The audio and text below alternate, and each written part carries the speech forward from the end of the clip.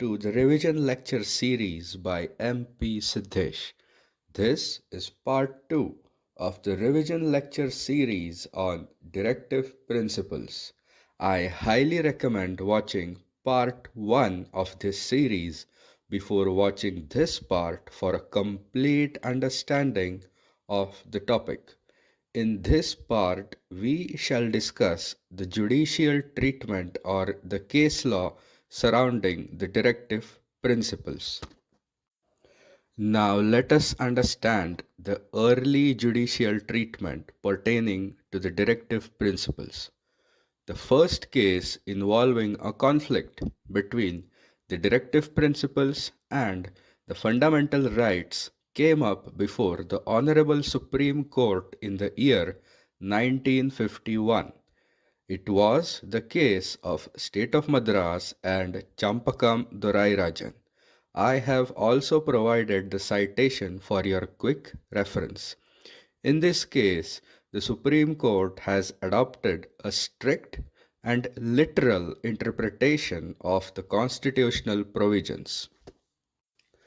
In this case, it was held that the directive principles are a subsidiary to or they are subordinate to the fundamental rights. This means that within the constitutional hierarchy, the fundamental rights stood higher than the directive principles according to the ratio of the Supreme Court in this case. It was also held that the laws or any legislation made to implement the directive principles or the DPSPs could not take away or curtail the fundamental rights in any way. The next case which came up before the Honorable Supreme Court was the case known as regarding Kerala Education Bill. This case saw a relaxation of the strict and literal approach taken by the Supreme Court in the earlier Champakam Dorairajan case. In this case, the apex court upheld the primacy of the fundamental rights over the directive principles. This means that the fundamental rights contained in Part 3 of the Constitution were still superior to the directive principles contained in Part 4 of the Constitution. However, the Supreme Court also introduced the principle of harmonious interpretation in this case. The principle of harmonious interpretation is similar to the concept of lowest common multiple or LCM, which is used in basic maths. In very simple terms, the courts find the lowest common multiple or the LCM between the conflicting fundamental rights and directive principles and gives effect to both accordingly. Therefore, by applying the principle of harmonious interpretation, the directive principles are useful in determining or defining the scope of fundamental rights so that effect can be given to both by the courts as far as possible. The treatment given to the directive principles of state policy by the Supreme Court underwent a huge change in the decades of the 1960s, 1970s, and the 1980s. It must be remembered that this was also a time of great political turmoil in the country with potentially far reaching implications on the existence of fundamental rights. In some of the later cases like Golaknath, Keshavnanda Bharti, and N.M. Thomas and the state of Kerala, the Honorable Supreme Court has affirmed and reaffirmed that number 1, the directive principles are no longer subordinate to fundamental rights. Number 2, the fundamental rights and the directive principles are complementary and supplementary to each other. Number 3, they must be construed in harmony with each other according to the principle of harmonious interpretation, which we discussed in the previous slide. And number 4, every effort should be made to resolve any inconsistency between the two, that is, the fundamental rights on one hand and the directive principles on the other hand. Now we shall discuss the modern or the current or the prevalent approach taken by the Honorable Supreme Court towards the directive principles. In the year 2008, in the case of Ashok Kumar Thakur, the apex court has finally made it clear that there is no distinction or no difference between the fundamental rights and the directive principles.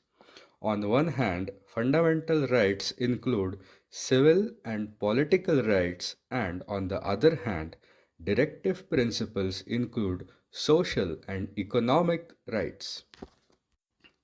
The Honorable Supreme Court has developed the practice or the strategy of taking help from the directive principles in order to determine or define the scope, the ambit, or the width of fundamental rights. For example, the Supreme Court has looked at Article 39, Subclause A, which provides for the means of livelihood for everyone in order to determine the question whether or not the right to life under Article 21 includes the right to livelihood. Previously, such an interpretative exercise was not permissible. Now, according to the modern interpretation, the DPSPs or the directive principles can be integrated or assimilated into fundamental rights. Very simply, to assimilate means to join together or to combine. In the next slide, we shall look at how new rights have been created for the people of India using the integrated or the assimilated approach. In the final slide of this revision lecture, let us discuss the effect of the integrated or the assimilated approach taken by the Honorable Supreme Court towards the directive principles. The integrated approach has resulted in the creation of many new rights for the people of India. We shall look at some examples now. Number 1, the right to live with dignity has been included in the right to life by the Supreme Court in the case of Bandhua Mukti Morcha. Number 2, in several important cases like MC Mehta and the Union of India, the Supreme Court has held that the right to enjoy pollution free air and water is included in the right to life under Article 21. Number 3, the right to privacy, which is an extremely important right in the modern times, was held to be an integral part of right to life in the landmark case of Puttaswamy. Number 4, the right to livelihood was held to be a part of right to life in the case of pavement dwellers or footpath dwellers in the case of Olga Ellis. Thus, we can see that the integrated approach or the assimilated approach has led to the creation of many new rights which were previously unknown, like the right to privacy, right to pollution free environment, the right to live with dignity, the right to livelihood for some, and many, many more. So, this completes the topic of the directive principles of state policy. I am confident that you can answer any question related to this topic as and when it shows up in your exams, and Best of luck for those as well. Thank you for watching. I upload new videos every week, so please let me know in the comments which topic you would like me to cover next. I will try to cover those topics as far as possible. Thank you once again.